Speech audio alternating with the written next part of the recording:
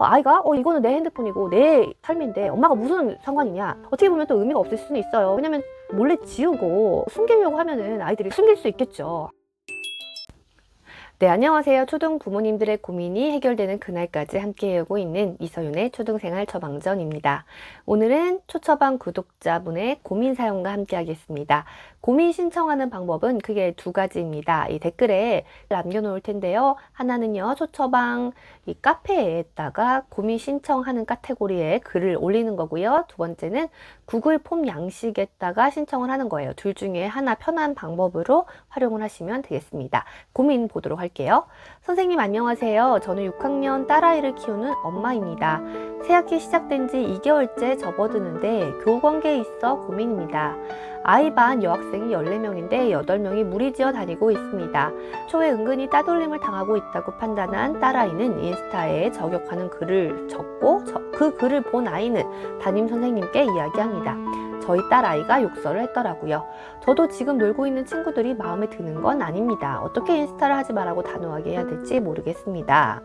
네, 여자아이들의 무리 관계 그리고 스마트폰으로 인한 문제까지 들어있기 때문에 많은 분들이 비슷한 그런 생각들, 조금씩 그 내용은 달라도 갖고 있을 거라고 생각을 합니다.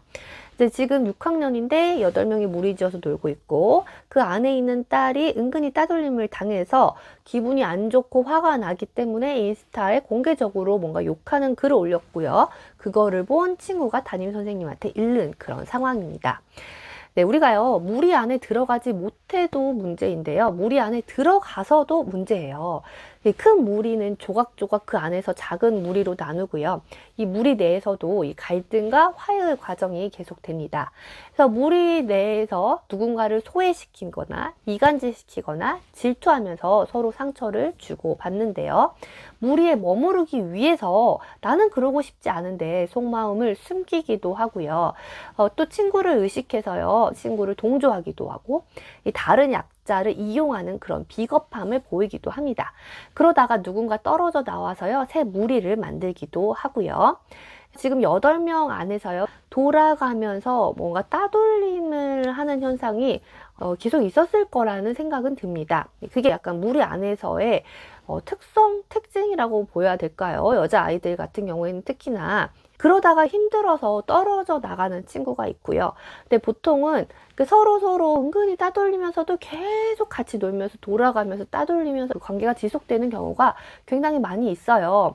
그래서 지금 고민 사연을 올린 시점과 제가 영상을 찍은 시점은 한 달 정도가 떨어져 있기 때문에 이미 그 따돌림의 대상에서 벗어나서 또 그 친구들과 잘 놀고 있을 수도 있습니다. 하지만 우리가 이제 지금 이 스마트폰으로 인한 문제들도 생각을 해봐야 되겠죠. 그래서 선생님께서도 아마 이제 인스타에 욕을 올린 일에 대해서 지도를 하셨을 거예요.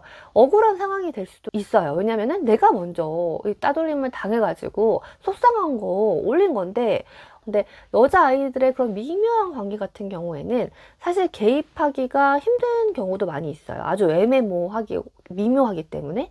근데 개입했다 하더라도 뒤돌아서면은 자기들끼리 은근히 따돌리기 때문에 이 담임 선생님이 그렇게 큰 영향을 미치지 못하는 경우도 많이 있고요.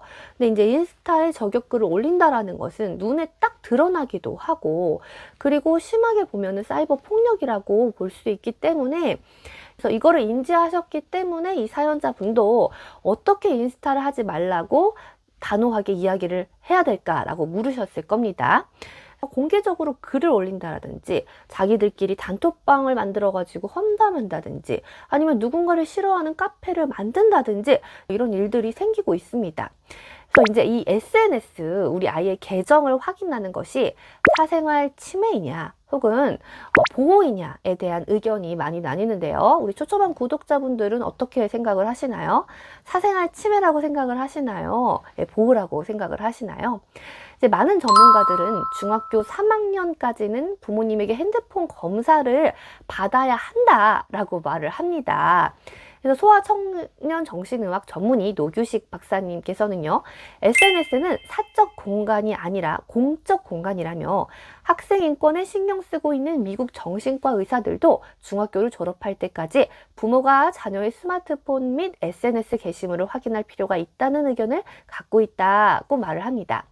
그리고 자녀의 SNS 아이디와 비밀번호를 알고 있어야 하며 문자 메시지와 사진까지도 확인해야 한다는 것입니다. 그 이유는 사이버 공간에서 폭력을 목격할 확률이 90%가 넘기 때문입니다. 자녀가 가해자가 될 수 있고 피해자가 될 수 있습니다. 올려서는 안 되는 사진을 올리는지 품행에 어긋나는 말을 하는지 살펴볼 필요가 있습니다. 단 어디를 가는지 누구를 만나는지 등의 감시 목적으로 활용해서는 안 됩니다. 라고 말씀을 하셨어요. 또 실제 스페인에서 있었던 일인데요. 아버지가 9살 딸아이의 핸드폰 메신저 대화를 봤어요. 사생활 침해로 이제 엄마한테 아빠가 고소를 당했어요. 그래서 근데 이게 무죄로 판결이 났는데요. 자녀의 인터넷 사용을 감시할 부모의 법적 책임이 어떤 사생활 침해보다도 더 중요한 것으로 판결된 것으로 이 미성년자 소셜미디어 사용 관련 사건에서 하나의 유명한 판례라고 합니다.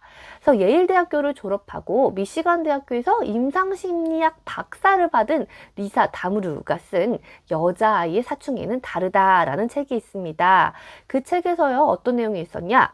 지금까지 네 휴대전화와 SNS 계정에 대해 프라이버시를 존중해 주었는데 엄마가 실수한 것 같아. 네가 온라인상에서 뭘 하고 있는지 세상이 다 알고 있는데 엄마도 알 권리가 있지 않을까?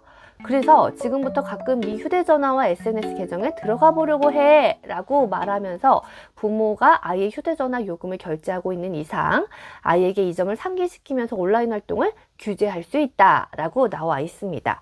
자, 우리는요, 아이의 학습에 대해서는요, 참 간섭을 많이 하면서 이러한 행동에 대해서는 조금 허용적인 경우가 있어요. 그래서 스마트폰 사용이 일반화되고 좀 일상에 깊이 많이 들어오게 되면서 이로 인한 문제들이 굉장히 많아지고 있잖아요. 그래서 이 아이의 스마트폰 사용이 부모님의 관리하에 이루어져야 한다라고 많이들 공감을 하실 거예요. 이 부분에 있어서 동의를 하실 거예요.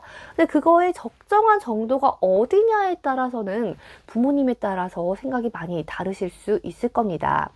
아이랑 충분히 이야기를 나누고요.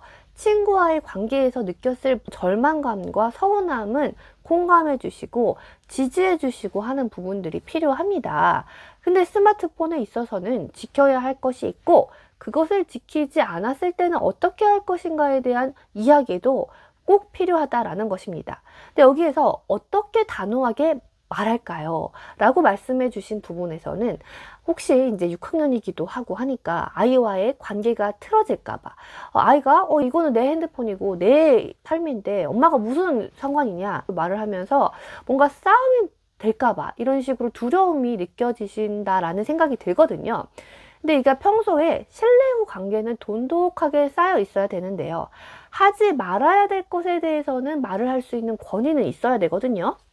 근데 그 권위 있는 부모라는 것은요, 아이에게 할 수 있는 일, 그리고 해서는 안 되는 일에 대한 적절한 한계를 설정해 주시는 것입니다. 그래서 인스타 저격글을 올리는 것은요, 네가 잘못된 것이니까 인스타 탈퇴, 혹은 스마트폰 압수 등으로 네가 생각할 시간을 갖고 엄마랑 이야기하는 시간을 더 늘려보자. 이런 식으로 말씀하실 수가 있겠죠. 사실 인스타는 미성년자 가입 안 되지 않나요? 지금 어울리는 무리가 마음에 들지 않는다라고 말씀하셨어요. 근데 이거를요, 딸이 어울리는 친구를 비난하지 않으면서 엄마의 마음은 충분히 표현할 수가 있습니다. 엄마는 네가 그 친구들과 함께 하면서 어떤 점이 걱정이 되고 마음에 들지 않는 부분이 있다. 그렇지만 네가 선택한 친구들이니까 존중한다. 다만 친구들과 어울리면서 엄마 하는 것은 하지 않았으면 좋겠다. 이렇게 엄마의 마음을 표현하고 친구들과 어울리면서 지켜야 할 것에 대해서는 분명히 하는 것입니다.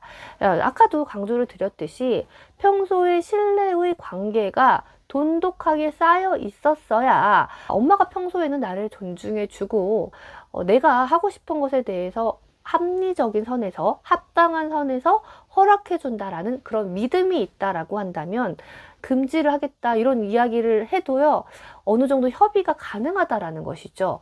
그리고 평소에 사실 지금껏 그런 것들을 해왔어야 되는데 하지 않아서 이제 갑자기 하는 것처럼 느껴지기는 하겠죠.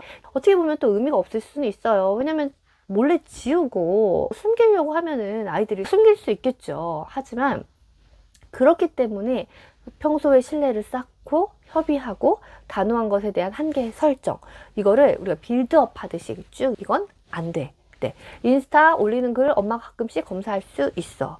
핸드폰 엄마가 돈 내주는 거니까 압수할 수 있어. 네, 이렇게 한계를 설정을 해주시면서 우리 아이의 스마트폰 사용, SNS 사용에 대한 관리는 철저하게 이루어져야 한다라고 말씀을 드리고 싶습니다. 충분히 그것에 대해서 아이들과 실랑이도 많고 갈등도 많고 힘드실 거라는 거를 압니다.